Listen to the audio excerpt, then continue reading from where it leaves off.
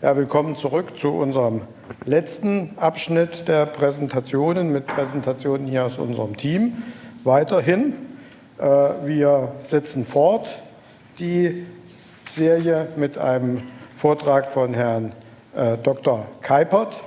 Herr Keipert kennen die schon mal hier im Nutzerkonferenz da waren, natürlich. Er ist also von Anfang an dabei. Herr Dr. Keipert ist Apotheker und, sagen wir mal, schon auch sehr lange hier im Haus dann tätig und ist sozusagen im Moment hauptsächlich befasst mit den rechtlichen, den regulatorischen Aspekten, beantwortet die Firmenanfragen, klärt im Hintergrund die rechtlichen Sachen und ist deswegen sozusagen prädestiniert dafür, hier bei uns jetzt den Aspekt, die Fragen zu präsentieren, die wir denken, dass sie vielleicht für ein größeres Publikum dann interessant sind und häufig gestellt werden, also die FAQs. Herr Keipert, bitteschön. Entweder stellen Sie sich ganz dahin oder wollen Sie es in der Hand nehmen? Ich stelle mich hin. Dann müssen Sie ganz da hochgehen. Ja, danke, Herr Desel. Herzlich willkommen auch nochmal von mir zu dieser Nutzerkonferenz. Herr Desel hat ja schon eingeführt und viele kennen ja diesen Programmpunkt von Ihnen schon, die ja häufig waren. FAQs zu den Anfragen der Firmen an den BFR Helpdesk. Und ich hoffe, dass wir auch in diesem Jahr wieder Fragen rausgepickt haben, die für Sie von Interesse sind. Zumindest handelt es sich um Fragen, die sehr häufig gestellt werden, was dafür spricht, dass es tatsächlich auch Probleme noch an diesen Stellen gibt. Ich will gar keine lange Vorrede machen, sondern gleich starten mit der ersten Frage. Zum Thema Mitteilungsbestätigung ECHA gegenüber BFR. Und damit zur Frage, erhalte ich eine Bestätigung nach erfolgter Mitteilung? Ja, das kann man schon so sagen. Allerdings entscheidet sich das über den Weg der Mitteilung. Das heißt, wie Sie die Mitteilung eingereicht haben, ist entsprechend wichtig hier für diese Antwort. Wenn Sie die Mitteilung über das PCN, also das PCN Submission Portal der Europäischen Chemikalienagentur ECHA eingereicht haben, was ja in erster Linie dafür gedacht ist, PCN-Mitteilungen für Gemische zur EWR-weiten Vermarktung zu übermitteln, erhalten Sie dort in dem ECHA-Portal einen Link zu einer sogenannten Submission Status Page oder Status Page und dort finden Sie unter der Submission Event Section einen Eintrag, also den finden Sie hoffentlich, wenn Sie erfolgreich übermittelt haben, steht dann nämlich dort Received by DE. Das heißt, an der Stelle können Sie einen Haken machen. Die Mitteilung ist sozusagen erfolgreich übermittelt und Deutschland sozusagen übermittelt worden. Denn in dem Fall heißt das, das BFR hat das Mitteilungsdossier erhalten und leitet es entsprechend an die Giftinformationszentren weiter. Das BFR selbst wird in diesem Fall keine weitere Information oder Bestätigung an den mitteilungsverpflichteten Submitter überstellen. Wir haben ja nur heute schon mehrfach gehört, dass Sie auch weiterhin direkt an das BFR melden können unter Nutzung des BFR-Webportals, zumindest dann, wenn Sie Produkte auf den Markt bringen möchten, die nur für Deutschland bestimmt sind. Das können Sie machen, also da können Sie die PCN-Mitteilung schicken, wie Sie das auch über die ECHA schicken, wie gesagt nur für Deutschland, oder Sie können alle anderen Mitteilungen übermitteln, die zum Beispiel aufgrund nationaler Gesetzgebung in nationalen Formaten zu übermitteln sind. In diesem Fall, das kennen die meisten von Ihnen, erhalten Sie die Bestätigung weiterhin per klassischem Postbrief, und zwar an den jeweils Mitteilenden. Rechts sehen Sie im Prinzip, wie die Homepage oder die Startseite entsprechend aussieht. Das ist auch ein Problem, Doppelmitteilung, ECHA, BFR. Und damit zur Frage, ich habe meine Produkte über das ECHA-Portal mitgeteilt, muss ich die Informationen auch an das BFR übermitteln? Nein, das müssen Sie natürlich nicht. Und das betrifft auch alle Produkte oder Gemische, die Sie mitgeteilt haben, im PCN-Format, sozusagen dort als freiwillige Mitteilung mitgeteilt haben, um die nationalen Gesetzmäßigkeiten, die in Deutschland herrschen, zu erfüllen. Da fällt mir in erster Linie das Wasch- und Reinigungsmittelgesetz ein.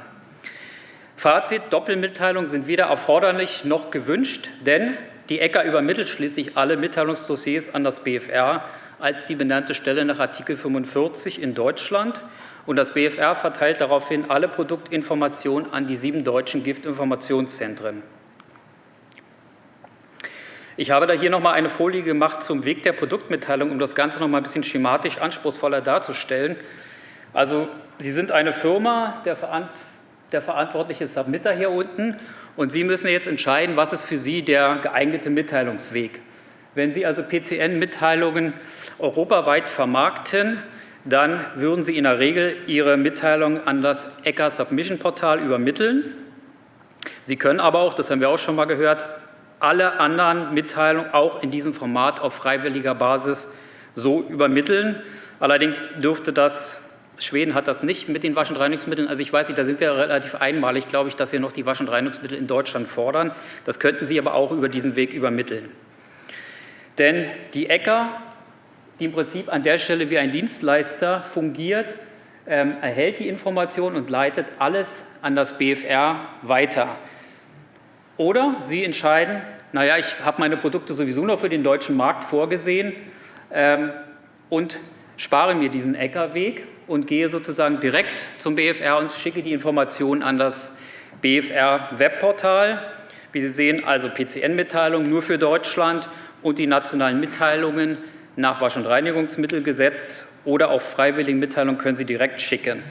Beim BFR werden die Informationen gesammelt und alle gemeinsam an die 7 deutschen Giftinformationszentren übermittelt. Wie verhält es sich bezüglich der Mitteilung im Falle der Lohnherstellung? Also wer ist bei der Lohnherstellung zur Mitteilung verpflichtet? Die Verpflichtung liegt beim Lohnhersteller, englisch auch gerne Toll Formulator genannt.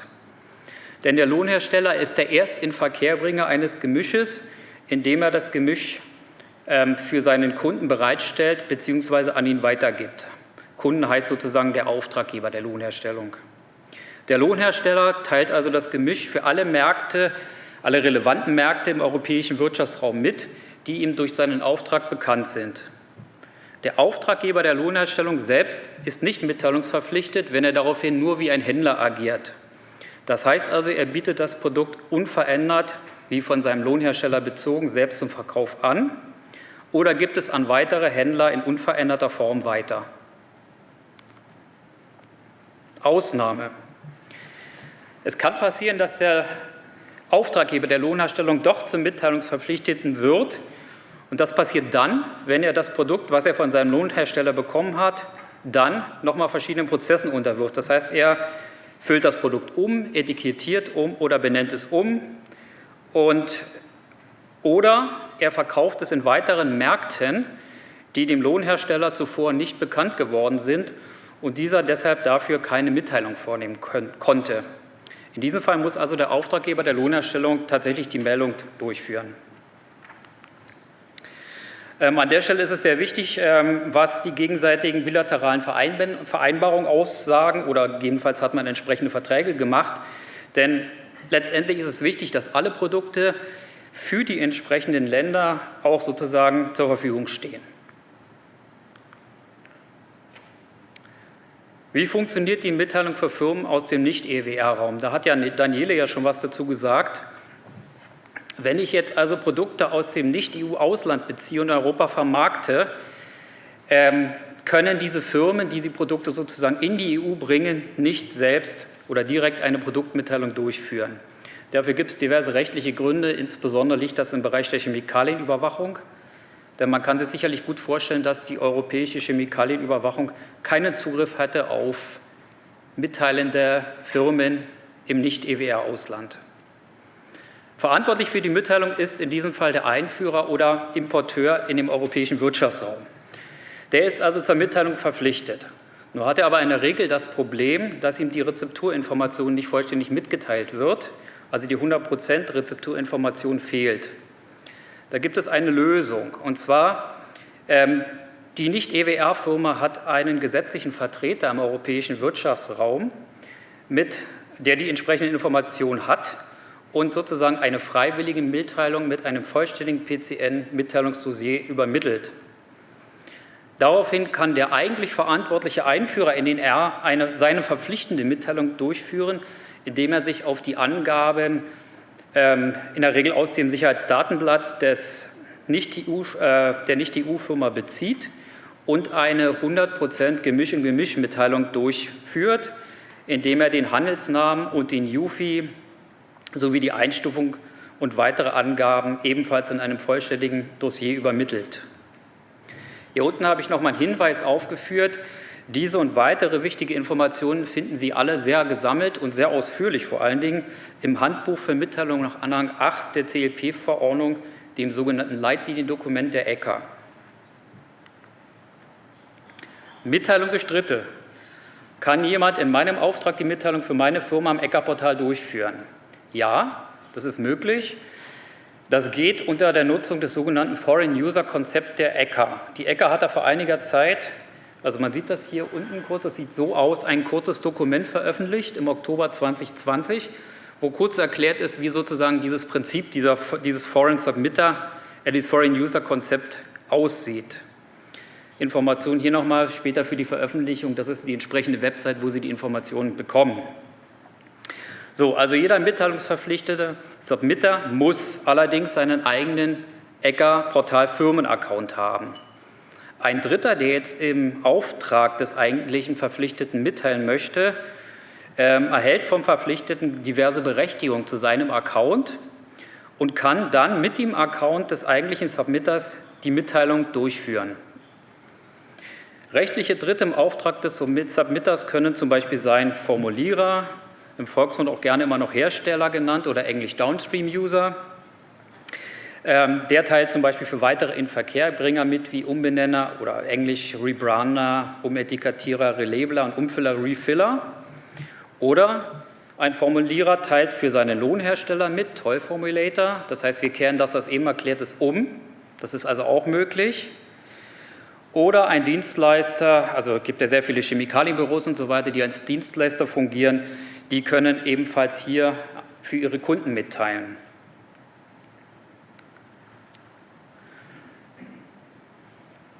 Diese und die weiteren Folien bringe ich jedes Jahr, weil es offensichtlich immer noch ein Problem ist, sozusagen, ich denke, für die, die es nicht interessiert, die es wissen, die können ja weghören. Ansonsten denke ich, ist das ein Punkt, der immer wieder hierher gehört, weil es leider immer noch Probleme bereitet. Also Mitteilung per Sicherheitsdatenblatt. Genügt es, meine Mitteilung per Sicherheitsdatenblatt einzureichen? Nein. Es gibt keine Mitteilung per Sicherheitsdatenblatt beziehungsweise keine Mitteilung im rechtlichen Sinne. Gültige Mitteilungen sind nur Mitteilungen im PCN-Format nach Anhang 8 der CLP-Verordnung. Das gilt dann für privat- und gewerbliche Gemische, wie Sie inzwischen sicherlich alle wissen, seit Anfang Januar letzten Jahres. Hinzu kommen dann die industriellen Gemische ab dem 1. Januar 2024. Und gültigen Mitteilungen sind des Weiteren Mitteilungen in nationalen Mitteilungsformaten wie dem X-Produktmeldungsformat und dem X-WRMG-Format. Mit diesen Formaten können Sie noch bis zum Ende, also bis Ende 2023 industrielle Gemische mitteilen. Hier gibt es auch noch eine nationale Übergangsregelung, die ich nicht verschweigen möchte. Sie können auch weiterhin diese Gemische als Sicherheitsdatenblatt an die EASY-Datenbank des IFA senden. Dann können Sie in nationalen Mitteilungsformaten industrielle Gemische mitteilen, die gleichzeitig Wasch- und Reinigungsmittel sind, also industriell genutzte Wasch- und Reinigungsmittel zur Anwendung sozusagen im industriellen Bereich nur. Und alle anderen Wasch- und Reinigungsmittel, die nicht unter die CLP-Verordnung fallen, können Sie ebenfalls oder sind ebenfalls gültige Mitteilungen. Und nochmal der Hinweis, das PCN-Format kann benutzt werden, alle nicht nach CLP mitteilungspflichtigen Gemische mitzuteilen, unter der Voraussetzung, dass die entsprechenden nationalen Gesetze inhaltlich erfüllt werden. Also wenn Sie wollen, können Sie alles mit dem PCN-Format erschlagen, solange Sie sozusagen dann auch den Inhalt der nationalen Gesetze beachten und das sozusagen mitliefern. Wie gesagt, dieser Teil gehört ebenfalls zu den jährlich wiederkehrenden Folien, und zwar die Frage nach der Notrufnummer unter Punkt 1.4 im Sicherheitsdatenblatt. Und die Frage, welche Telefonnummer sollen wir für Deutschland unter Punkt 1.4 im StB angeben? Das habe ich extra nochmal fett gedruckt. Es gibt in Deutschland keine öffentliche Beratungsstelle im Sinne der REACH-Verordnung. Also wir haben in Deutschland keine Stelle, deren Telefonnummer angegeben werden muss. Wir haben 7 Giftinformationszentren in Deutschland, die die Nutzung ihrer Notrufnummer als Service anbieten. Dazu müssen Sie allerdings mit einem Giftinformationszentrum Ihrer Wahl einen in der Regel kostenpflichtigen Vertrag abschließen. Darunter sehen Sie nochmal den Link zu den Giftinformationszentren. Das finden Sie auch alles auf unserer Website im Internet. In der Regel schließt dieser Vertrag die Übermittlung von Sicherheitsdatenblättern mit ein. Genau, zur Ausgestaltung der Verträge können wir hier keine Auskunft geben. Bitte wenden Sie sich an das entsprechende Giftinformationszentrum, mit dem Sie den Vertrag abschließen möchten. Aber man darf auch nicht verschweigen, dass auch nach der REACH-Verordnung alternativ eine andere Rufnummer angegeben werden kann, wenn es keine öffentliche Beratungsstelle gibt. Diese Nummer sollte mit einem Giftinformationszentrum vergleichbaren Service bieten. Es sollten angemessene Telefonkosten für die Anrufenden entstehen. Das ist aber heute wahrscheinlich eher nicht mehr so relevant. Die Beratung muss in deutscher Sprache stattfinden können. Also da kämen gegebenenfalls auch Österreich und die Schweiz in Frage. Und diese Nummer muss nicht, das ist wichtig, nicht 24 Stunden 7 besetzt sein. Ist das aber nicht der Fall, dann müssen Sie das im Sicherheitsdatenblatt entsprechend angeben.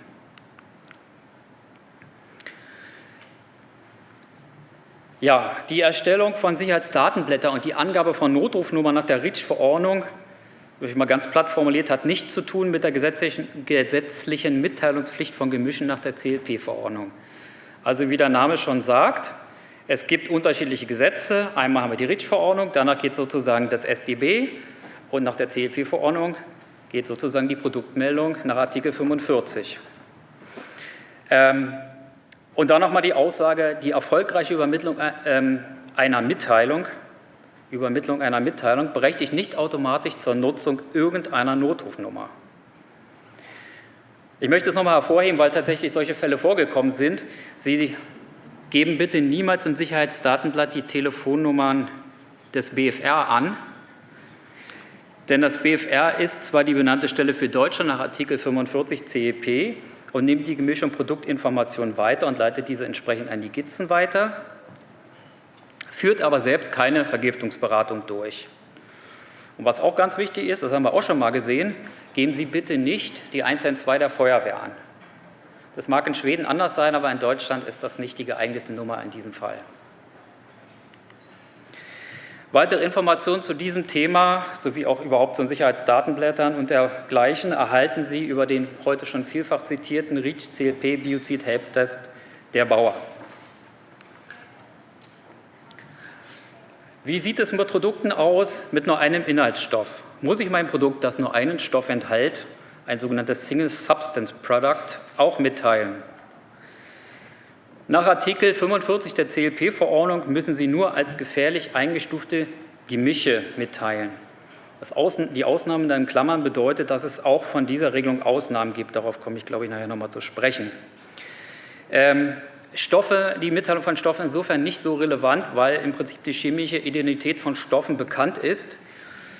Eine eindeutige Zuordnung auch bei Verwendung unterschiedlicher Nomenklatur durch IG- oder CAS-Nummern in der Regel jedenfalls sichergestellt wird. Anders sieht es aus im Wasch- und Reinigungsmittelgesetz.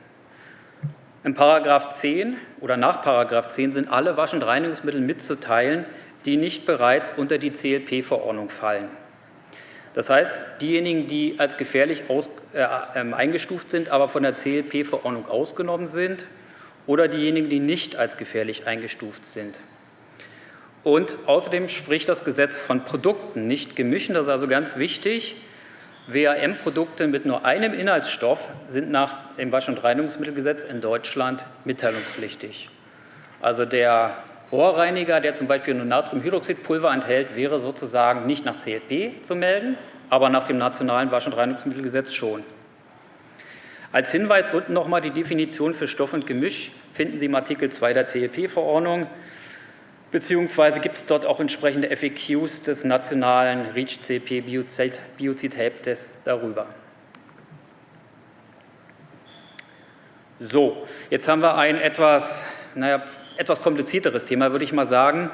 Vorgehen bei der Änderung der MIM, also der Mixture-in-Mixture-Zusammensetzung in einem Private-Label-Produkt. Was muss ich tun, wenn mein Lieferant mir mitteilt, dass sich der UFI seines Gemisch geändert hat, das ich unter eigenem Handelsnamen verkaufe? Wir haben einen Formulierer, nehmen wir mal Hersteller oder Firma A, die ist hier, die produziert ein Gemisch A. Dieses besteht aus den Inhaltsstoffen, in diesem Fall ABC. Für dieses Gemisch vergibt die Firma den Jufi A. Also dieser Formulierer teilt dieses Gemisch mit Jufi per PCN-Mitteilung mit. Eine zweite Firma, Firma B, ein sogenannter Umbenender oder Rebrander, die ja zumindest nach deutscher Rechtsauffassung ebenfalls mitteilungspflichtig sind, kauft das Gemisch A bei der Firma A und verkauft es unter Private Label als Gemisch B. Private Label, das heißt also unter eigenem Handelsnamen. So, die Firma B, also der Rebrander, erhält zwar die meisten Informationen von der Firma A aus seinem Sicherheitsdatenblatt, kennt jedoch in aller Regel nicht die vollständige Rezepturzusammensetzung. Deswegen teilt die Firma B das Gemisch B im PCN-Format unter Bezugnahme auf den Jufi A und den Handelsnamen Gemisch A im Sinne einer 100% Mixture-in-Mixture oder MIM-Mitteilung mit. Wir sehen hier aus ABC wird dann in dieser Meldung das MIM X, welches den Jufi A dieses Gemischs der Firma A enthält. Wenn nun der Formulierer A seinen Jufi ändert, also die Jufi seines Gemisches A ändert, führt er eine neue Produktmitteilung durch mit einem neuen Jufi. Das wäre dann sozusagen im technischen oder im Euclid-Sinne eine New Submission after Significant Change of Composition und gleichzeitig gibt die sogenannte Related PCN Number an, also die Nummer, die er sozusagen für sein Vorgängerdossier eingereicht hat. Es gibt neben dem eigentlichen Grund, den Jufi zu ändern, nämlich die Änderung der Rezeptur, die Zusammensetzung des Gemisches, was ja verpflichtend ist nach Anhang 8 der CLP, auch noch einen weiteren Grund, den Jufi zu ändern, nämlich Marketing. Also die Firma kann aus ihren eigenen Gründen heraus oder sei es, weil sie eine andere Marktplatzierung vornehmen will oder wie auch immer, den Jufi ändern, ohne das Gemisch zu ändern, sozusagen, die Zusammensetzung des Gemisches zu ändern. In dem Fall würde dann Umbenender B ebenfalls neu mitteilen und gibt für das Gemisch B den neuen Jufi an, den A ihm zuvor mitgeteilt hatte. Achtung! In der Regel ist es so, dass ein Private Label Inverkehrbringer nicht weiß, aus welchem Grund sich der MIM-Jufi geändert hat. Daher muss er annehmen, dass sich die Zusammensetzung des Gemischs, das er in dem Fall von A bezieht, geändert hat und muss ebenfalls erneut mitteilen. Es gibt aber eine Ausnahme und die ist auch im Leitliniendokument der ECHA veröffentlicht. Weiß der Private Label Inverkehrbringer ganz genau, dass der Inhalt des Gemischs, was er kauft, gleich geblieben ist, weil eben der Lieferant beispielsweise den Jufi aus Markterwägungen geändert hat, dann muss der Private Label Unternehmer nicht unbedingt erneut mitteilen.